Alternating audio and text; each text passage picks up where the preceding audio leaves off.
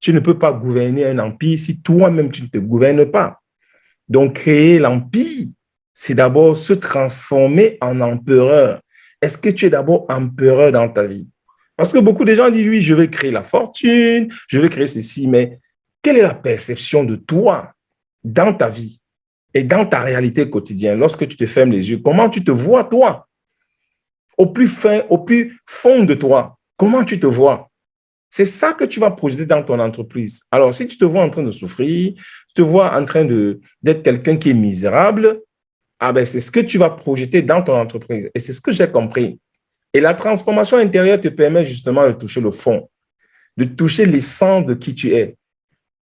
Parce que la chair que nous voyons, le physique que nous voyons n'est que la fin du processus. Ce que tu es un Dieu qui est devenu chair, qui a pris la forme physique pour venir expérimenter sa divinité. Alors, un Dieu doit-il souffrir? Un Dieu doit-il connaître les difficultés que j'ai connues pour pouvoir créer un empire? Non. Et nous pouvons tous le faire. Et il y a une chose que j'ai remarquée, c'est que on a l'impression que si j'ai plus, les autres auront moins. Et parfois, on se dit que, ah oui, si c'était facile, si c'était normal, ben, tout le monde devait avoir. Mais tout le monde peut avoir. Aujourd'hui, euh, la, la valeur qu'on mesure, par exemple, euh, la classe moyenne, c'est le million. Si tu es millionnaire, tu es dans la classe moyenne. Alors qu'à une certaine époque, lorsque tu étais millionnaire, ben, c'était comme si tu avais réussi. Mais dans le monde que nous sommes aujourd'hui, les millionnaires sont les gens qui sont dans la classe moyenne. Donc, si tu veux être riche, tu dois être au-dessus du million. Tu dois créer un empire qui te permet de matérialiser ton rêve parce que tu es un empereur qui s'ignore. Bonjour et bienvenue sur le podcast Expand Your Business. Je suis Eric Nintidem, entrepreneur, conférencier et cofondateur de Legacy Creators. Si vous êtes un leader à haut impact qui est profondément convaincu que votre passage sur cette terre doit compter et vous ressentez un appel intérieur à jouer un rôle plus grand que vous, ce podcast est pour vous.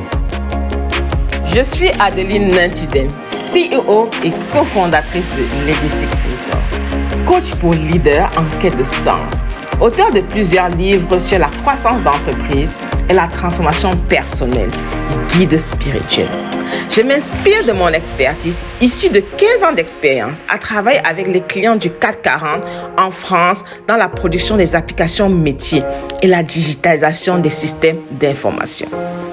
Chaque semaine, nous allons partager avec vous un épisode qui parlera de l'entreprise du futur pour vous préparer à anticiper tous les changements socio-économiques qui arrivent avec la révolution technologique. Alors, merci de ce temps merveilleux en votre compagnie. Sans plus tarder, passons maintenant à l'essentiel de cet épisode. Bonjour et rebonjour à tout le monde qui nous suit au quotidien. Aujourd'hui, nous allons encore parler d'un sujet très important, un sujet capital pour les entrepreneurs, les chefs d'entreprise, pour les leaders et les visionnaires à haut impact qui nous écoutent tous les jours et donc ils sont de plus en plus nombreux. Aujourd'hui, nous avons parlé d'un thème important, c'est comment se réinventer lorsqu'on est devant une difficulté, lorsqu'on vit des moments difficiles dans son entreprise. Et je vais vous permettre d'introduire ce thème en donnant la possibilité à Adeline de nous introduire ce thème et de nous dire et de poser les valises et poser les bases de cet autre épisode de notre podcast. Merci. Bonjour Eric et bonjour les auditeurs. Je suis vraiment très heureuse de faire cet épisode sur la réinvention. Réinventer votre business, se réinventer. Cet épisode me va tellement droit au cœur parce que j'ai vraiment eu le sentiment que toute ma vie, je me suis réinventée en fait. Et c'est ce qui fait ma force aujourd'hui, c'est ce qui fait notre force aujourd'hui. Hein, Eric, tu ne trouves pas? Effectivement, Adeline, on s'est toujours réinventé. Et depuis qu'on a commencé cette journée, ce voyage, on a toujours, à chaque fois qu'on est en face d'une situation, on se dit comment est-ce qu'on peut ressortir encore plus fort. Et c'est ça qui a été la locomotive et l'énergie qui nous a apporté jusqu'à aujourd'hui. Effectivement. Donc, lorsqu'on est face à une difficulté, lorsque son business rencontre une difficulté où on se dit, on n'a pas la solution tout de suite, on ne sait pas comment faire, il est important de prendre une pause et de se poser les bonnes questions. Et l'une des questions, c'est la plus importante que nous sommes toujours posée, c'est pourquoi nous existons en fait? Pourquoi nous Effectivement. avons créé ce business? Effectivement. Et donc, allons un peu plus loin parce que quand on parle de réinvention, en fait, beaucoup de gens ne comprendront pas ce que ça veut réellement dire.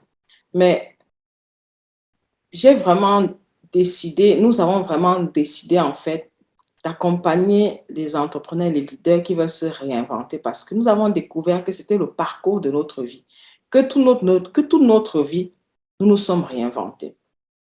Je me souviens, au départ, en fait, quand on était en informatique et qu'on était des salariés consultants, en fait. En fait, c'est un peu comme des auto-entrepreneurs.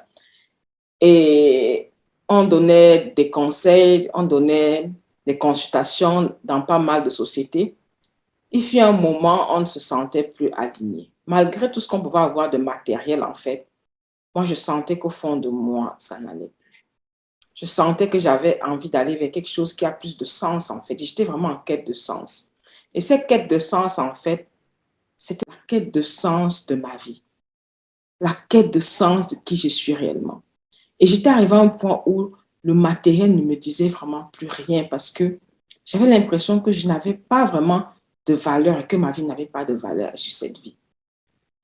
Et la première réinvention qui a été faite, c'est quand tout simplement je me suis reconvertie en tant qu'entrepreneur. Et dès le départ, en fait, j'ai eu cette fibre en moi. J'ai dit, je vais accompagner les entrepreneurs. Ça fait bientôt ça fait très longtemps, en fait. Plus de 10 ans. C'était la première chose qui arrivait en moi. Je sentais vraiment que c'était ça qui vibrait en moi. Et j'ai commencé à accompagner les entrepreneurs. J'avais toujours mon travail, en fait. Et quand j'ai commencé à accompagner les entrepreneurs à travers un club d'investissement, en fait, le Pan African Investment Corporation, c'était une entreprise, en fait, que j'avais créée et qu'on avait créée avec plein d'amis, avec Eric aussi. Et c'était vraiment génial parce que je me sentais vraiment accomplie. C'est là où j'ai dit que, ouf, par rapport à ce que je fais dans l'informatique et par rapport à ce que je fais avec les entrepreneurs, en fait, c'est un autre niveau. J'ai besoin de me développer dans ce sens-là. Et c'est là où j'ai tout abandonné. C'est là où on a tout abandonné, en fait. Et on est parti s'installer en Afrique et où on a créé plein d'entreprises, en fait. On s'est vraiment lancé dans l'entrepreneuriat. Et se lancer dans l'entrepreneuriat, au départ, ça allait toujours, en fait. Ça allait, on continue toujours à accompagner les entrepreneurs, mais on était plus au niveau de la stratégie à l'époque. Et moi, j'avais aussi plein d'autres choses, en fait. J'avais un restaurant, j'avais travaillé dans l'agroalimentaire, Eric aussi. Et donc, on avait plein d'activités en cours.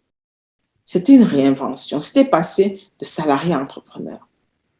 Mais à chaque fois que l'univers nous amène au niveau supérieur, en fait, il y a toujours, je dis toujours, des turbulences qui arrivent. Et toujours quand ces turbulences arrivent, en fait, on a envie de trembler, on a envie d'arrêter, on a envie de dire qu'est-ce qui ne va pas. Je me souviens à l'époque, j'étais prête à tout pour savoir, tout allait bien, comment subitement les choses ne vont plus. Eric, est-ce que tu peux nous expliquer en fait comment est-ce que tu as fait pour te réinventer la troisième fois? Ça veut dire partir de tout ce que tu avais bâti en Afrique, des entreprises que tu avais mises sur place et de tout ce que tu avais déjà créé en fait. à repartir, en fait, à une autre entreprise avec beaucoup plus d'ambition. C'était toujours accompagner les entrepreneurs, mais c'était sous une autre forme, en fait. Donne-nous ton secret. Donne-nous ce qui t'a permis, en fait, de te réaliser et de devenir qui tu es aujourd'hui pour exceller dans les finances, pour exceller dans la transformation et pour aider ces centaines d'entrepreneurs qu'on est de chaque année. Oui, effectivement, tu l'as bien dit, à chaque fois que nous sommes devant une situation dans notre vie, le premier réflexe qu'on a souvent, c'est de fuir. Le premier réflexe qu'on a souvent, c'est le repli sur soi. Parce qu'on est face à une situation qu'on ne connaît pas, quelque chose de nouveau, et on a peur. Tout le monde a peur de ce qui est nouveau, la nouveauté. Ça fait peur, on ne connaît pas, on n'a pas vécu ça avant, et puis la nouveauté, ça fait peur. Du moment où on ne connaît pas gérer cette nouveauté-là. Et effectivement, lorsque je crée mes premières entreprises dans l'agroalimentaire, en fait, j'étais épanoui dans ce que je faisais. Et l'entreprise, en fait, c'était une entreprise qui faisait tout, en fait, la production, la transformation, le packaging, la vente, la commercialisation. Et à un moment donné, c'est vrai que j'avais une équipe avec qui je travaillais, mais je peux vous garantir que à un moment donné, mon âme avait besoin de plus. Et j'étais éparpillé. En fait, j'étais dans tous les sens. Je produisais, je commercialisais, je faisais tout en même temps. Et je me suis rendu compte à un moment donné que mon âme n'était pas vraiment en expansion dans cette activité. Et comment ça s'est matérialisé? J'ai d'abord commencé par me rendre compte que j'étais toujours fatigué. Malgré ce que je faisais beaucoup de sport, comme je fais toujours. Okay? Pour un bon entrepreneur, le sport, c'est quelque chose qui est vraiment, vraiment capital. Je faisais beaucoup de sport, mais je me rendais compte que j'étais toujours fatigué. Et je travaille beaucoup. Et à chaque fois que j'avais une difficulté, je travaillais encore plus. C'est-à-dire que je redoublais d'efforts parce que mon idéal, mon rêve, c'était de réussir dans ce que je faisais parce que je trouvais que c'était ce qu'il fallait faire. En plus, surtout qu'autour de moi, les gens que je fréquentais, c'était des gens qui faisaient dans la production, dans l'industrie. Autour de moi, je ne savais pas autre chose, en fait. Je ne savais pas que autre chose était possible.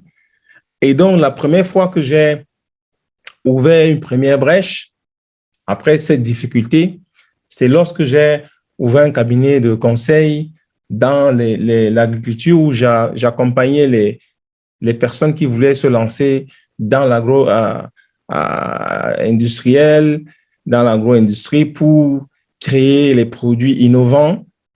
J'ai commencé à me rendre compte, en fait, que mon âme était plus en expansion à ce niveau. Et c'est vrai que moi, j'avais peur, en fait, parce que je voyais tout ce que j'avais bâti, je voyais tout ce que j'avais fait. Et je me suis dit que c'était juste un passe-temps, en fait. Je me disais que, OK, bon, que je peux faire ça à côté. Et je ne me voyais pas vraiment à développer cette activité-là. Mais vous savez, l'appel du destin, on ne connaît pas le jour. Lorsque j'ai commencé à avoir les difficultés financières dans mon entreprise, c'est là où je me suis dit, il doit avoir un autre moyen. Il doit avoir une autre façon de gagner de l'argent sans travailler comme je travaillais avant. Parce que je peux vous garantir que plusieurs fois, j'ai failli faire l'accident parce que je courais à gauche, à droite et parfois je roulais tard dans la nuit et plusieurs fois j'ai été klaxonné par des voitures qui me suivaient parce que j'étais en train de zigzaguer en route, j'étais au volant, j'étais fatigué et je mettais ma vie en danger. Non seulement j'étais fatigué, je mettais ma vie en danger.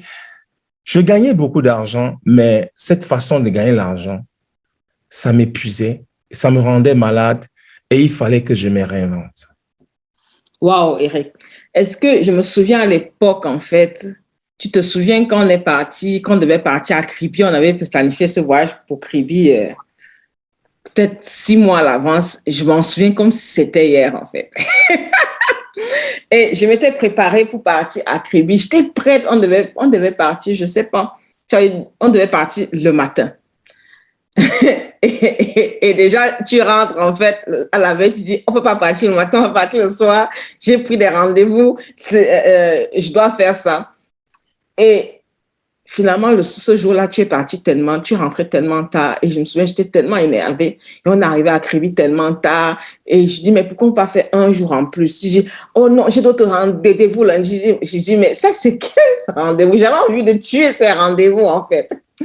Et donc, ça, c'est juste un crochet pour dire qu'à cette période-là, le travail avait pris le dessus au point où l'équilibre privé et familial n'y était pas.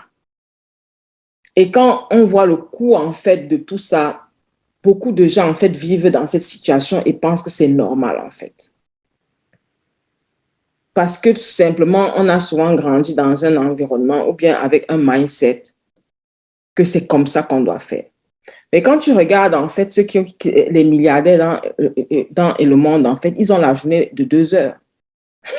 Eric, quand tu vois, par exemple, quelqu'un comme Warren Buffett, il travaille à peine 2 heures par jour. Et dans son bureau, il n'y a pas d'ordinateur. Et c'est là, en étudiant le caractère de ces gens-là, qu'on s'est rendu compte que, waouh, en fait, avoir un business, ce n'est pas être dans le business. C'est plutôt mettre un mécanisme, en fait, et automatique pour que les choses tournent simplement. Et je pense que c'est ce que quand on a appliqué ça dans Legacy Creator, c'est ça qui nous permet d'avoir vraiment cet équilibre-là, cette joie, ce plaisir et ce travail complet. Mais pour aller de là où on vous dit à là où on est maintenant, il y a eu un gap en fait. Est-ce que tu peux donner 3 clés, 3 grands gaps en fait que tu as dû couvrir, que tu as dû faire en fait pour emmener à cette réinvention? Oui, Adeline, merci de nous poser cette question et surtout, ça va permettre à tous qui nous suivent aujourd'hui, franchement, de les appliquer. Franchement, ce n'est pas des solutions toutes faites, ce sont des clés qui, moi, à mon niveau, m'a permis justement de complètement me réinventer. La première des choses, c'est de se connaître. À l'époque, je faisais un business parce que je voulais ressembler aux autres. Je vivais dans le business des autres. Tout ce que je faisais, c'est parce que la société voudrait que je crée comme ça là, que je fasse mon business comme ça là. Et lorsque j'ai appris à me connaître, ce que les Anglais appellent self-discovery, se connaître par soi-même, se poser la question, qu'est-ce que j'ai vraiment envie dans ma vie? Qu'est-ce que j'ai envie de faire qui me rend plaisir, qui fait que quand je fais cela, mon âme est en expansion. Parce que si nous vivons dans cette vie, ce n'est pas pour souffrir en fait. Nous vivons parce que nous voulons être en expansion, nous vivons que notre âme soit en épanouissement. Est-ce que ce que je fais m'épanouit? Est-ce que je suis en mode push? Est-ce que je force? Est-ce que je passe ma journée à forcer? Ça, c'est la première chose que j'ai pu mettre en place. Et ça m'a mis du temps parce que la découverte de soi, c'est un long parcours. Même aujourd'hui, je continue à faire ce travail sur moi pour connaître qui je suis, quels sont mes dons, quelles sont mes compétences innées, qu'est-ce que je fais. Et lorsque je fais cette chose-là, même sans avoir été formé, ça ressort le génie que je suis. Ça, c'est la première chose. Parce que produire, packager, vendre, c'est un processus qui est déjà connu, en fait. Mais produire autrement, faire les choses autrement, c'est ça qui est souvent difficile. Et Eric, là, il y a quelque chose de très important. Tu dis, en fait, que les gens doivent se connaître et connaître, par exemple, leur avantage naturel, en fait. Et je voulais juste ajouter que connaître son avantage naturel est tellement important parce que ça nous permet de scaler, de leverage. En français, ils disent quoi? Oui, c'est ça. Voilà, ça nous permet de scaler. Ça veut dire, ça nous permet d'avoir plus de résultats avec moins d'efforts. plus de résultats avec moins d'efforts, en fait. Parce qu'on n'est pas censé être partout simplement. On n'est pas censé faire tout. On est censé manifester un résultat. C'est l'autre deuxième point, en fait, qui est aussi très important. Et je te laisse continuer dans tes clés. Oui, la première clé, c'est de vraiment se connaître, en fait, parce que quand je connais mon génie, sur le point sur lequel je suis vraiment excellent, ma zone de génie, j'appelle ça mon arme fatale. Je dois connaître mon arme fatale, c'est-à-dire que ce que je fais, ça a fait un effet de waouh. Et lorsque j'ai découvert ça, j'ai compris qu'en fait, on peut gagner beaucoup d'argent sans forcément travailler dur, sans forcément mettre en danger sa santé. La deuxième chose que je conseille à tout le monde que j'ai fait, c'est faire un travail sur moi. Quand je dis un travail sur moi, ça veut dire que quoi? Nous avons un imaginaire et nous créons à travers notre imaginaire. Quel est l'imaginaire qui te permet de créer dans ton business? L'imaginaire qui te permet de créer dans ton business, c'est ça qui influence dans tes résultats. Est-ce que tu te connais assez? Est-ce que tu arrives à créer l'image de toi? Lorsque tu te regardes au miroir, ce n'est pas seulement la face, ce n'est pas seulement la personne que tu vois. Mais est-ce que tu te connais au fond qui tu es? Nous savons que nous vivons dans un corps, mais est-ce que nous sommes le corps physique? Donc, c'est un voyage que j'ai fait. C'est un voyage de transformation intérieure que j'ai fait. Parce qu'il fallait que je sorte le génie, la divinité qui est en moi. C'est un voyage de transformation intérieure que j'ai fait. Et j'invite tout le monde à faire ce voyage-là. C'est vrai qu'on nous a éduqués à vivre de l'extérieur. Lorsque j'ai un problème, au lieu de regarder où est-ce que le problème provient, je suis tenté à accuser la concurrence. Je suis tenté à accuser le produit. Je suis tenté à accuser le gouvernement, à accuser la conjoncture. Parce que dans le business, ce que j'ai remarqué, c'est qu'il n'y a jamais de bons moments ou bien de mauvais moments. Tous les moments sont bons pour investir, pour gagner plus d'argent. Vous allez remarquer, par exemple, avec la crise de l'Ukraine, avec la crise de l'euro et du dollar, il y a des gens qui se font encore plus d'argent. Et pendant le Covid, la fortune des riches se sont multipliées par 10. Ça veut dire qu'ils ont compris quelque chose.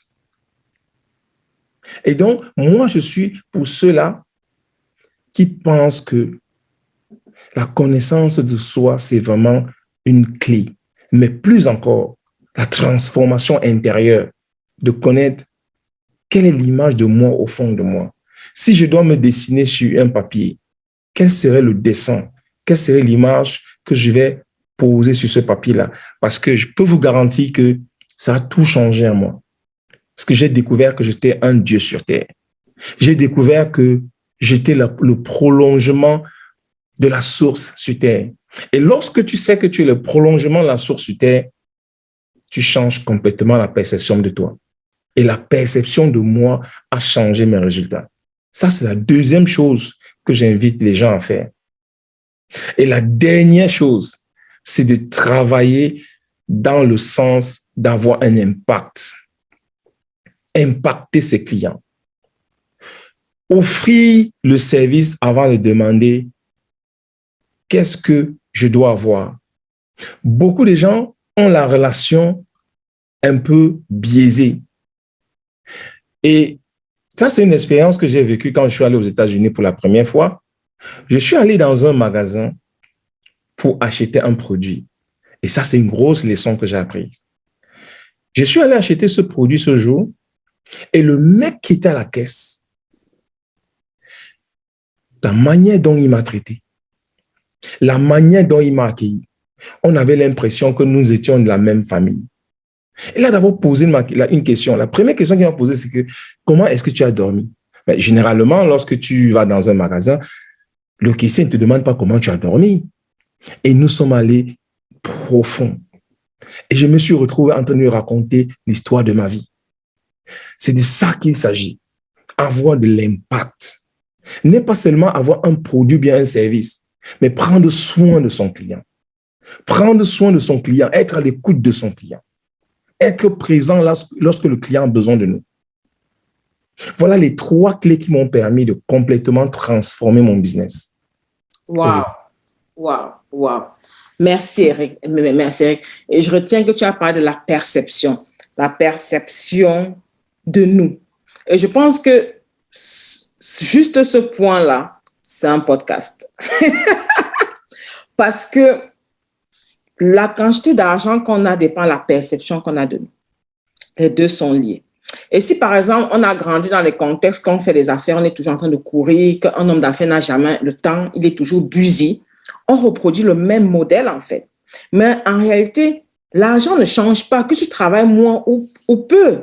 Tu vas avoir l'argent, en fait. L'argent ne demande pas qu'on travaille trop, ou bien qu'on se sacrifie, ou bien qu'on dorme au volant pour lui. Et donc, ici, c'est là qu'il faut comprendre quelle est la perception qu'on a de l'argent. Avant que je ne travaille sur mon mindset, je n'étais pas capable, je ne comprenais pas que c'était possible pour moi de gagner 1 million d'euros en une journée. Parce que souvent, on fait des mathématiques dans notre tête. On dit, oh, si je veux faire un chiffre d'affaires, par exemple, de 2 ou 3 millions d'euros cette année, il faut que je fasse la moitié, il faut que je fasse un quart, il faut que je divise en 4. Ici, ça pouvait être autrement. Et si ces 3-4 millions-là pouvaient être faits en un seul mois. Parce que c'est possible, en fait. Ça, c'est maintenant. Et maintenant, notre mental est là pour trouver le comment. Parce que souvent, on court en affaires parce qu'on est dans l'urgence. On est dans l'urgence parce qu'à l'intérieur de nous, notre énergie est en mode insécurité. Et quand on est en mode insécurité, on est toujours en train de survoler sur les... Dès qu'il y a un petit problème, il faut qu'on réagisse. Dès qu'il y a un petit problème, il faut qu'on réagisse parce qu'il faut calmer l'insécurité qu'on ressent. Donc, en réalité, être busy, avoir trop de choses à faire, ça ne veut pas dire... Ça veut seulement dire que, premièrement, le temps est mal géré. Deuxièmement, il y a l'insécurité dans le corps. Parce qu'on a une seule vie. Il n'y a pas une vie pour travailler, une vie pour vivre, en fait. Tout doit être fait en même temps. Tous les domaines de notre vie doivent être comblés dans la vie qu'on vit simplement.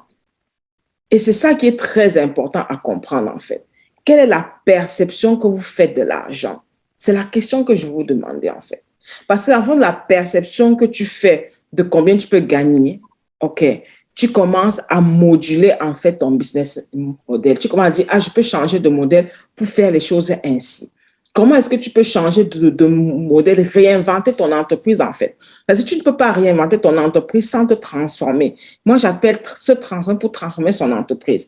Parce que dans ce qu'Eric a dit, bien dans ce que moi-même j'ai vécu, il y a un parcours de transformation, il y a un parcours de formation, il y a un parcours de regarder les choses d'une nouvelle vision, une nouvelle perception. Donc, c'est vraiment un travail, en fait, qui va changer complètement le monde dans lequel on vit, simplement. Parce que tout ce que nous avons, c'est le fruit de la manifestation de notre énergie. Et notre énergie projette la réalité qu'on vit. Et donc, je répète, quand on a grandi avec des paradigmes, en fait, de ne jamais avoir le temps. Parce que si, par exemple, tu as grandi et que tu sais que quand on est homme d'affaires ou bien quand on a plusieurs entreprises, on est censé ne jamais avoir le temps, on va le créer, le modèle, inconsciemment. On va créer tous les patterns inconsciemment et on va se rendre compte qu'on finit avec le stress, on finit avec les insomnies, on a le corps qui ne fonctionne pas, on a les maladies qui arrivent, on est sur régime alimentaire, on a plein de choses. En fait, on n'arrive pas à faire de sport, on n'arrive pas à prendre soin de soi. Or, la première vocation de l'argent, c'est de prendre soin de son propre corps. Eric, qu'est-ce que tu en penses? Oui, Adeline, je pense que effectivement, en parlant de perception de l'argent, en fait, l'argent n'est que le miroir de qui nous sommes, en fait. C'est ce que nous avons tous compris. L'argent n'est que le miroir de ce que nous faisons. Si nous maltraitons l'argent, en fait, nous allons gagner l'argent d'une manière très difficilement. Et beaucoup de gens ont intégré que pour gagner l'argent, il faut travailler dur. Donc, moi, j'ai grandi, en fait, à une époque, j'ai très souvent écouté que ce soit les gens autour de moi qui disaient « Oh, il faut travailler dur pour gagner sa vie. » Mais non, il faut travailler d'une autre façon, d'une façon différente pour gagner sa vie et pour réaliser son rêve. Et au niveau où nous sommes arrivés, il ne s'agit pas de gagner, de payer, je ne sais pas, payer le loyer. Il s'agit de créer un empire, en fait. Et pour créer un empire, il faut être soi-même un empereur. Donc, un empereur, c'est qui? C'est quelqu'un qui gouverne son corps, c'est quelqu'un qui gouverne son esprit, c'est quelqu'un qui se gouverne d'abord. Tu ne peux pas gouverner un empire si toi-même tu ne te gouvernes pas. Donc, créer l'empire, c'est d'abord se transformer en empereur. Est-ce que tu es d'abord empereur dans ta vie? Parce que beaucoup de gens disent, oui, je vais créer la fortune, je vais créer ceci, mais quelle est la perception de toi dans ta vie et dans ta réalité quotidienne lorsque tu te fermes les yeux? Comment tu te vois, toi? Au plus fin, au plus fond de toi, comment tu te vois? C'est ça que tu vas projeter dans ton entreprise. Alors, si tu te vois en train de souffrir, tu te vois en train d'être quelqu'un qui est misérable, ah ben, c'est ce que tu vas projeter dans ton entreprise. Et c'est ce que j'ai compris. Et la transformation intérieure te permet justement de toucher le fond, de toucher l'essence de qui tu es. Parce que la chair que nous voyons, le physique que nous voyons n'est que la fin du processus. Ce que tu es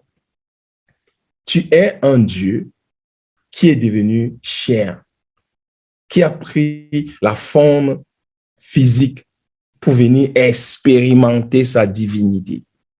Alors, un Dieu doit-il souffrir? Un Dieu doit-il connaître les difficultés que j'ai connues pour pouvoir créer un empire? Non. Et nous pouvons tous le faire. Et il y a une chose que j'ai remarquée, c'est que on a l'impression que si j'ai plus, les autres auront moins. Et parfois, on se dit que, ah oui, si c'était facile, si c'était normal, ben, tout le monde devait avoir. Mais tout le monde peut avoir. Aujourd'hui, la valeur qu'on mesure, par exemple, la classe moyenne, c'est le million. Si tu es millionnaire, tu es dans la classe moyenne.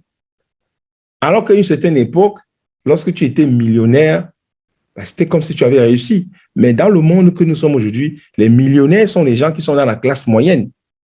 Donc, si tu veux être riche, tu dois être au-dessus du million. Tu dois créer un empire qui te permet de matérialiser ton rêve parce que tu es un empereur qui s'ignore. Waouh, waouh. Ouais, Eric, tellement de nuggets en fait. Effectivement, effectivement, c'est réellement ça. Et j'ai retenu de ce que tu as dit, en fait, que pour créer un empire, il faut se transformer en empereur. Il faut déjà réveiller l'empereur qui est en nous, en fait. OK? Et ça, c'est vraiment trop, trop fort. Et aussi, on n'a pas besoin de trop travailler pour gagner plus. On a besoin de travailler dans sa zone de génie en alignement avec sa vision. Et la vision est quelque chose de spirituel. La vision, c'est ce que Dieu ou l'univers a mis dans ton imagination, a mis dans ton cœur, qui te transporte en fait et qui te dit « Waouh, voici ce que je veux créer ». Et nous, à Legacy Creator, nous accompagnons les entrepreneurs qui ont une vision et qui savent en fait, qui sont là pour transformer le monde et qui sont en quête de soi à manifester leur vision pour qu'elle devienne réelle. Much love. J'ai vraiment aimé cet épisode. Moi aussi. À la semaine prochaine. Waouh, nous avons passé un temps merveilleux en votre compagnie et nous vous recommandons d'appliquer dès maintenant ces petites capsules et astuces pour expandre votre business. N'hésitez pas à nous contacter à travers notre site internet legacycreators.co où vous pouvez directement solliciter un rendez-vous avec un de nos experts.